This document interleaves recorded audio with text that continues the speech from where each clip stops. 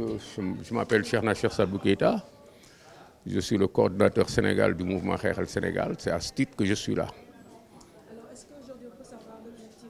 Pourquoi vous avez créé ce mouvement?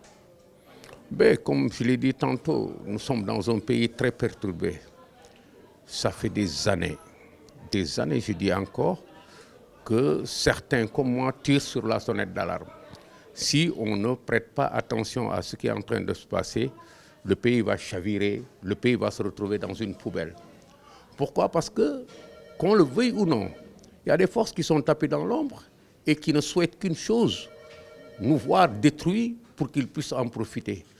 Peut-être à le dire à quelqu'un qui n'est pas averti, ça ne veut rien dire, mais quand on est averti des choses de la sécurité, des choses de la politique, des choses de la géostratégie, on comprend très bien que quand un pays comme le Sénégal est stratégiquement positionné dans le monde, quand un pays comme le Sénégal est en train de s'ouvrir au monde des pétroles, du pétrole et des pétrodollars ou de toutes les monnaies qui sont affichées avec le pétrole, ce pays-là attise les convoitises.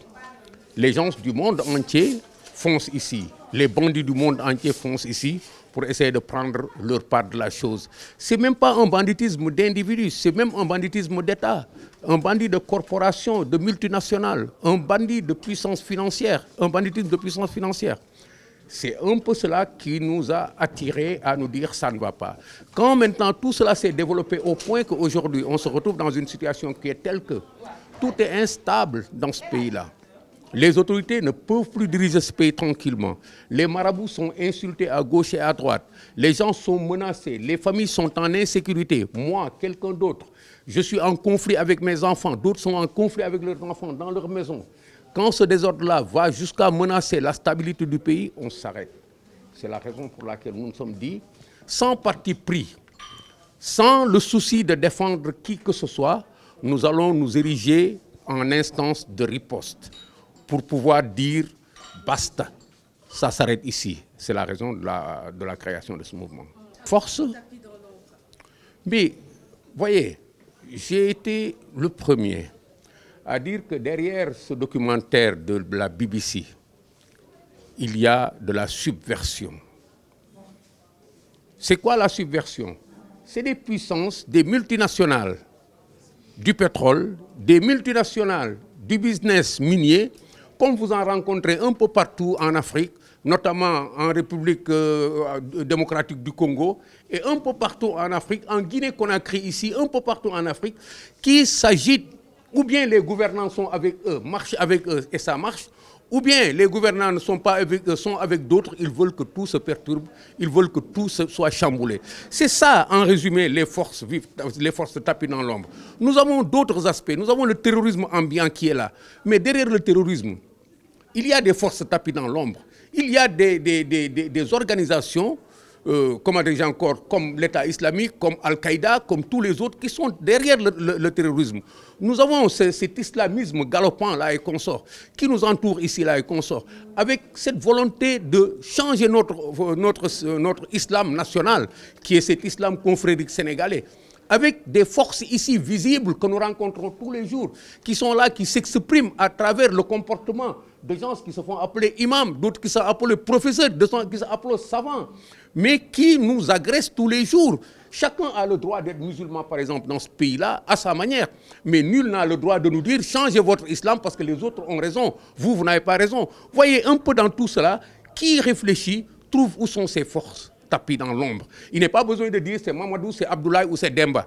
C'est un ensemble de systèmes qui agit sur nous, qui nous met la pression à partir du comportement de certaines personnes qui jouent leurs cartes et qui ont investi dans cela. Ce n'est pas seulement cela. Vous avez Oxfam, vous avez d'autres organisations du monde occidental qui ont besoin de changer notre civilisation et qui, à travers le comportement de certaines personnes, nous imposent des comportements. Je crois que là, quand on regarde, vous êtes des journalistes, quand vous regardez, vous faites la même démarche que moi, vous comprendrez qu'effectivement, il y a matière à réfléchir, il y a matière à réagir.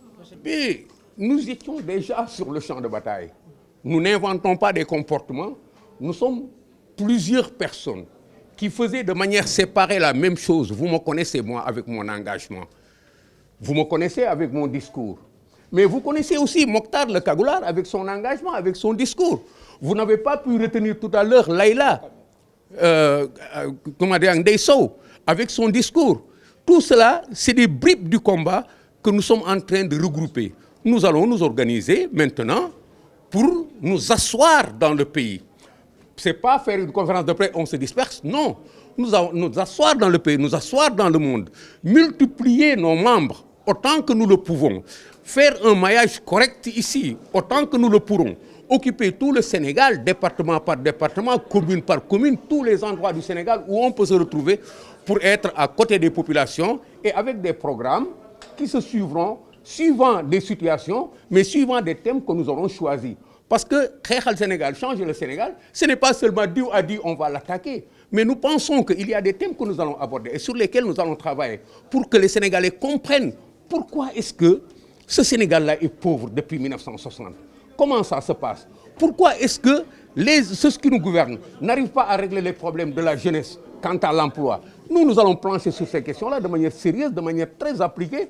Nous allons travailler véritablement à poser des questions et à y apporter des réponses ou bien à ouvrir des voies de solutions. C'est fini maintenant ce Sénégal où ceux qui ont la parole, ce sont ceux qui gouvernent et ceux qui ont le droit de répondre, ce sont ceux qui disent s'opposer. Alors que dans une certaine mesure, le débat est faussé dès le départ. Donc nous allons nous impliquer dans le débat avec nos moyens et essayer de trouver le moyen de nous installer et de contribuer à redirectionner le Sénégal. Je crois que c'est ça le discours de fond. Je vous l'ai dit tout à l'heure, nous allons travailler avec vous, la presse. Nous allons créer des situations de communication. Nous allons faire de la proximité avec les populations. Nous allons créer des programmes d'action à travers lesquels nous allons développer des idées, parler avec les gouvernants dans ce qu'ils font, dire à l'opposition ce que nous croyons devoir lui dire.